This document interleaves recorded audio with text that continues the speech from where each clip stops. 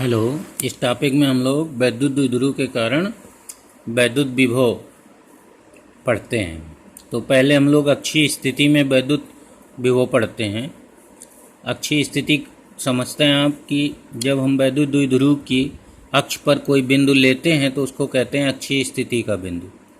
तो मान लेंगे, माना एक वैद्युत द्विध्रुव है जिसका द्विध्रुव आघूर्ण P = Q/2L है। इसके मध्य बिंदु O से इसकी अक्ष पर r दूरी पर एक बिंदु A है जिस पर हमें वैद्युत विभव की गणना करनी है।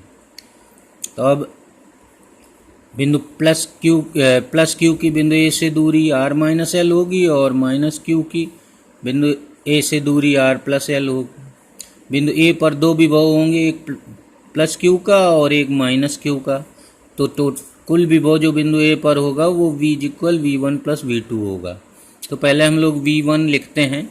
तो V1 बराबर हो गया KQ/r-L।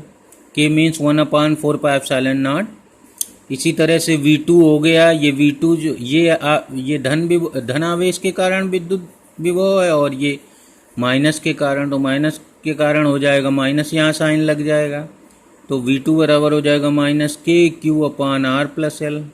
अब हम लोग बिंदु A पर परिणामी विभव निकालेंगे, दोनों को जोड़ेंगे यहाँ पर। तो जोड़ने पर यहाँ चिन्ह माइनस का आ जाएगा तो घट जाएगा। तो यहाँ पर KQ कॉमन हो गया और एलसीएम आया r-L r+L।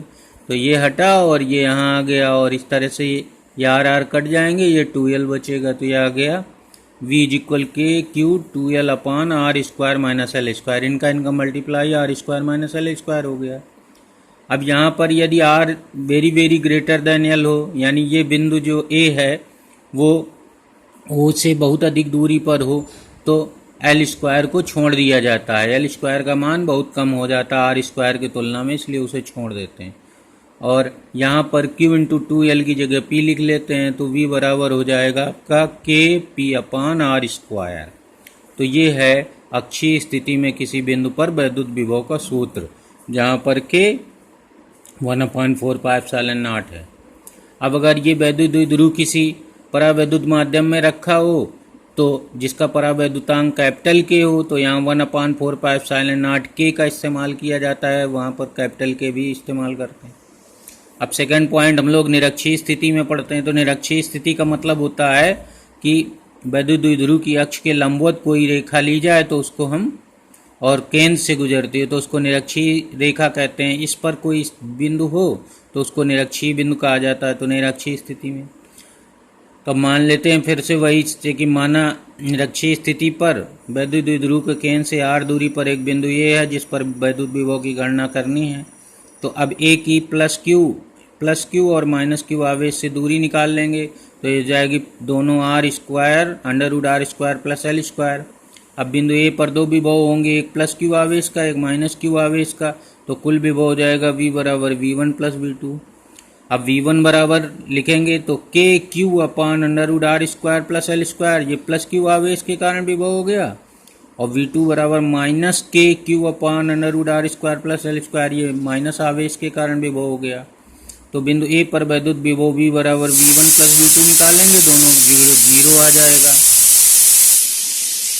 इससे यह निकल रहा है कि वैद्युत द्विध्रुव की निरक्षीय स्थिति में कहीं भी पॉइंट लिया जाए तो उस बिंदु पर विभव शून्य होता है। तो ये याद रखें।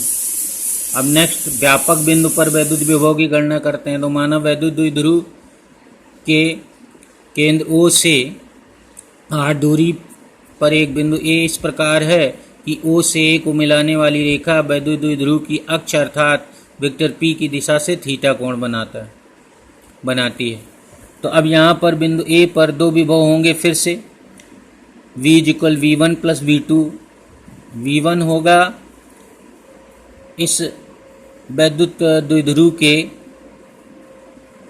आघूर्ण P के घटक P cos थीटा के कारण, और एक हो गया P sin थीटा के कारण। तो सिंपल वे में इसी तरह से कैलकुलेशन कर लेते हैं हम लोग वेक्टर P के दो घटकों में बांट लेते हैं। एक O से A की ओर घटक P cos थीटा और एक OA के लंबवत दिशा में घटक P sin थीटा।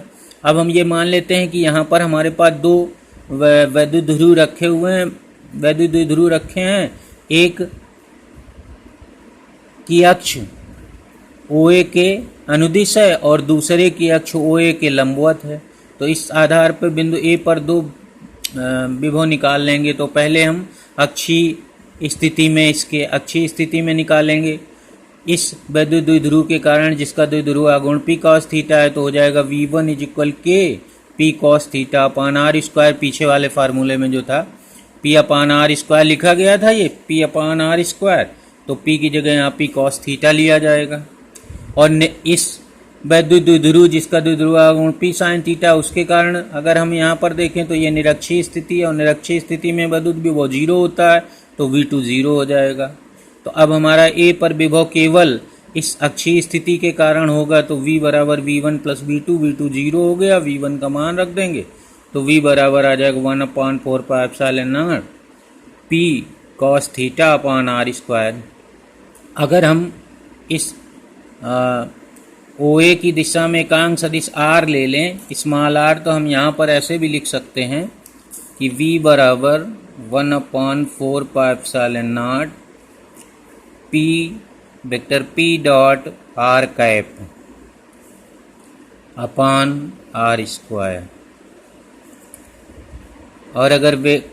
और इसको अगर हम आर कैप की जगह वेक्टर आर लिखना चाहें तो यहाँ आर क्यूब हो जाएगा, तो ये याद रखना।